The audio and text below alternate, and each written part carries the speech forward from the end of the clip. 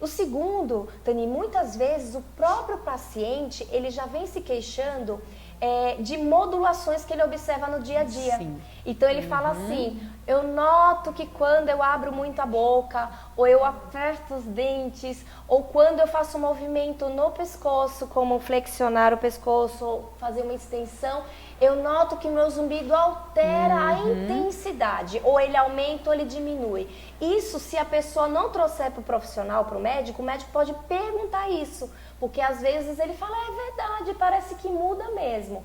E também outra coisa que eu acho bem interessante é ver a relação do início do zumbido e a dor. Isso, cronologicamente. Cronologicamente. Isso. Então a pessoa fala, eu observei que o meu zumbido veio logo após o início da dor, que começou uma dor e logo em seguida veio o zumbido, ou os dois vieram juntos. Essa associação também eu acho muito interessante para encaminhar para o fisioterapeuta. E lógico, se ele está sentado na sua frente, o profissional avaliando o paciente, dá para observar, Tani, se ele é muito corcunda, se ele tem uma cabeça inclinada. Nossa, isso depois que eu aprendi a ver também. Hoje todo mundo tem o pescoço inclinado para um lado, né? Ou assim, tá sentado na cadeira e não percebe, né? Essa questão postural. É muito interessante mesmo. E às vezes, e assim, como você está falando do seu lado, né? Eu vou também dar a dica do meu lado. Essa questão a gente acabou aguçando o nosso radar, né, de detecção desses casos somatosensoriais, que a gente chama, quando o zumbido tem a ver ou com a articulação da mastigação ou com o pescoço, por causa dessa questão da presença e do tipo de dor, né, da frequência da dor, mas também o que pra gente é uma dica preciosa. Quando a pessoa tem uma situação auditiva igual entre as orelhas, seja ela boa, então audiometria normal, ou ruim, né, com uma perda de audição, porém igual nos dois ouvidos, e o zumbido não é igual entre as orelhas, quer dizer, ou o zumbido é numa orelha só, ou por mais que seja nas duas, o zumbido é desbalanceado, é maior de um lado do que do outro. Esses são os casos que eu acho mais propícios. Claro, se tiver dor ou se tiver o erro postural, por exemplo, que a gente só de olhar já percebe, é onde eu mais acho que pode dar um samba legal de encaminhar para um fisioterapeuta e, né, coletar essa informação. Tanto é que hoje eu fico mais contente, cada vez que eu encaminho, eu seleciono um paciente para encaminhar para a Karina, ou para a Leila, ou para a Amanda, a ideia é que quase todos eles acham, vocês acham algum problema, não é? Quer dizer, faz parte da gente como otorrino treinar o feeling de aonde que vai estar o problema. Senão, a outra conduta é você começar a encaminhar todo mundo para toda a sua equipe. Eu sempre acho que acaba pesando um pouco nessa questão, pelo menos de tempo, né? E também penso assim na frustração do profissional. Quando você atende um paciente que você não é do seu terreno, ou não tem nada que você com o seu tratamento vai poder ajudar, até acaba, né, deixando a gente um pouco mais frustrado. Então, bom é aquele que você já viu que vai dar para fazer um trabalho legal. Agora, né? outra coisa também importante, Tani, citar, é com relação aos exames complementares. Então, se a pessoa tem todos aqueles exames corretos, certinhos, o exame de sangue está ok, a audiometria está normal, fez uma ressonância por algum motivo, está tudo normal e tem um zumbido junto com uma queixa de dor, é muito importante que seja encaminhado para o fisioterapeuta, porque a probabilidade de ser um zumbido somatosensorial, que é esse zumbido produzido por um músculo, é altíssimo. E como é que vocês, fisioterapeutas, trabalham com os dentistas, né? Porque a gente falando aqui da articulação temporomandibular, foi o tema do último GANS. Como que é essa questão? Eu tenho uma suspeita de um problema muscular aqui na articulação. Quem de vocês atua primeiro? Como é que é essa relação?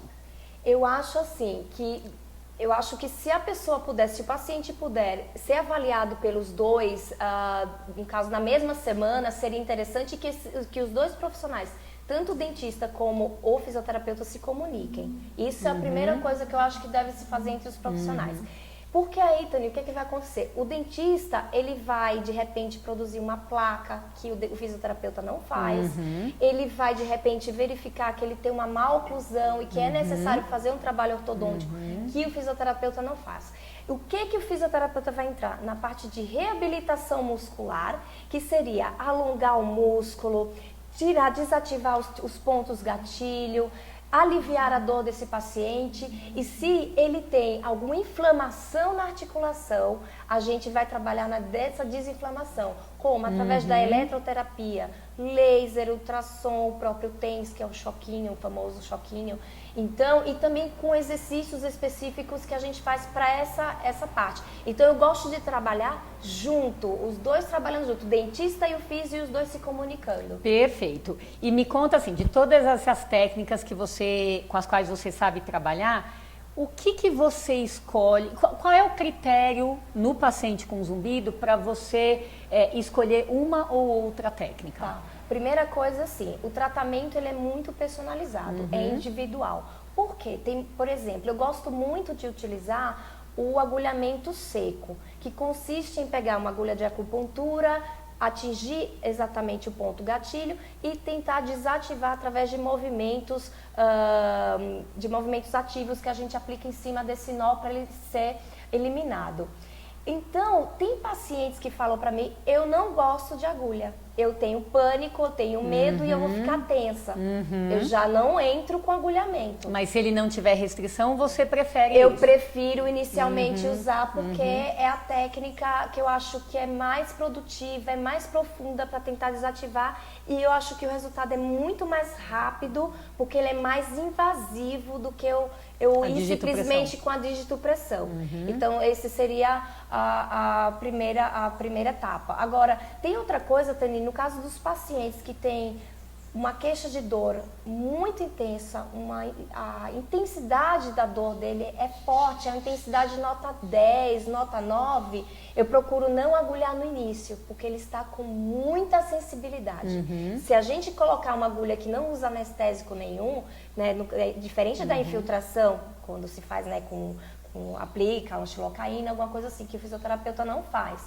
Então, ele está muito sensível. Eu procuro trabalhar usando a massagem, usando técnicas como osteopatia, como o próprio TENS, o RPG, se eu ver que é a postura que está provocando isso. Então, eu inicio fazendo essa dessensibilização, que a gente chama, para deixar o paciente mais resistente à dor. E como eu trabalho junto com médicos, me comunicando, tem certos casos que a gente conversa e a gente opta por oferecer, no caso, algum medicamento. No caso, o médico vai chamar o paciente e vai dizer, olha, eu vou prescrever um relaxante muscular para que o fisioterapeuta possa ter um ganho melhor na resposta. Tem algum caso onde a entrada com a medicação atrapalha o seu trabalho? Nos casos em que os pacientes têm uma sensibilidade à ciclobenzaprina, no caso, e o zumbido aumenta muito. Eu já peguei alguns casos. Mas no sentido assim por exemplo, o médico usar a medicação e ele tirar, justamente porque melhora a dor, dele tirar o seu parâmetro de avaliação ou não? Não, seria interessante o médico entrar com a medicação após a avaliação do fisioterapeuta. Então, vai indicar para o fisioterapeuta? Indica primeiro, o paciente vai fazer a avaliação, porque inclusive a questão da modulação que a gente verifica durante o exame físico, ele vai ser ofuscado pelo medicamento. Então é interessante que o fisioterapeuta se comunique com o médico e fale, olha, de repente você poderia entrar com relaxante muscular, porque eu estou tendo dificuldade de agulhar, é um paciente extremamente tenso. Então varia muito de acordo com cada um. Tá, eu mais do que ninguém sei que cada caso é um caso, cada tratamento dura um determinado tempo. Mas assim, para quem não tem essa familiaridade com os tratamentos fisioterápicos, o que você poderia dizer para quem está nos assistindo em termos de tempo de tratamento? Você acha que se você fizer 1 ou 2 sessões ele já responder é algo que te liga num prognóstico melhor ou não? Você precisa de 5 a 10 sessões? Como é que é essa questão na sua cabeça para tempo? Tá. Nós fizemos um trabalho e que a gente verificou essa questão do tempo, né? Então, Tani, a gente viu que em 5 sessões já dá para perceber se o paciente vai ter uma resposta ao tratamento da fisioterapia. E a gente também viu nesse trabalho que com 10 sessões o resultado foi melhor do que 5. Então, o que eu concluí? Que o paciente ele deve ter um pouco mais de paciência, saber que geralmente é um tratamento de médio a longo prazo. Eu tô com 2 casos que eles começaram bem devagarzinho uma melhora, digamos assim, o paciente tinha uma nota 8, que é uma nota, né, de 0 a 10, 10 sendo o pior zumbido, ou era uma nota 8, de repente baixou para um 7, 6, mas ficou naquela intensidade por meses. E agora, depois de 9 meses, a paciente está com a nota 1. Nossa, 9 meses, é bastante. Então é bastante tempo, mas Sim. ela teve aquela paciência, ela falou, olha, eu me sinto bem, eu saio daqui sempre melhor, eu vou esperar um pouco mais de tempo.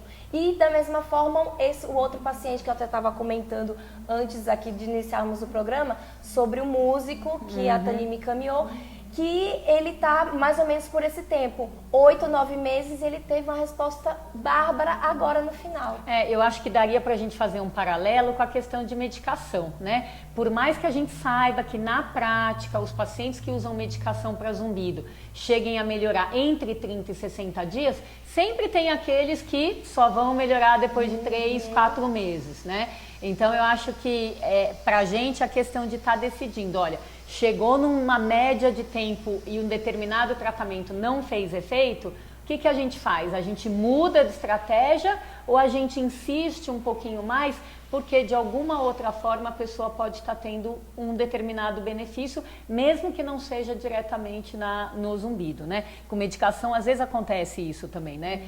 A pessoa não está notando melhora no zumbido, mas ela acha que ela dorme melhor ou que ela está se acostumando, se adaptando melhor. Então eu suponho que seja mais ou menos isso que acontece aí também nos seus casos que vão bem só depois da média de tempo dos outros pacientes. Ok. O que a gente pode falar para o pessoal que nos assiste em relação a erros posturais comuns das pessoas de um modo geral, independente deles estarem levando a zumbido? São coisas que eu acho que a consciência corporal deveria fazer parte da matéria da escola, né? Para a gente aprender e achar que é uma coisa natural. Então, quais erros posturais você mais vê? E me diz se tem algum que você acha que tem mais a ver com o zumbido ou não, para que a gente possa alertar o nosso feeling. Tá. Então, assim, as posturas que a gente precisa ter mais atenção, Tani, seriam aquelas que a gente fica por um tempo mais prolongado, como, por exemplo, a postura de dormir. A gente fica em média de 6 a 8 horas dormindo. É muito tempo. Dormiu errado, danou-se, né? Danou-se. Então, vai causar um dano muscular muito grande. Então, muitas pessoas se queixam, eu acordei com torcicolo. Então, provavelmente foi um erro postural. Inclusive, eu sempre pergunto para os meus pacientes de dor ou zumbido ou simplesmente só dor. Qual o horário que mais dói, que você sente mais dor, que mais te incomoda? Quando eu acordo de manhã cedo. É batata, que é a postura de dormir, ou travesseiro ou colchão. Corrigimos e realmente a pessoa melhora. E isso é válido também, não querendo te interromper, para as pessoas que acham que o zumbido piora logo de manhã, ou tem dor de cabeça mais de manhã, ou a tontura é pior de manhã. Quer dizer, provavelmente é algo noturno que acabou interferindo. Desencadeando, exatamente.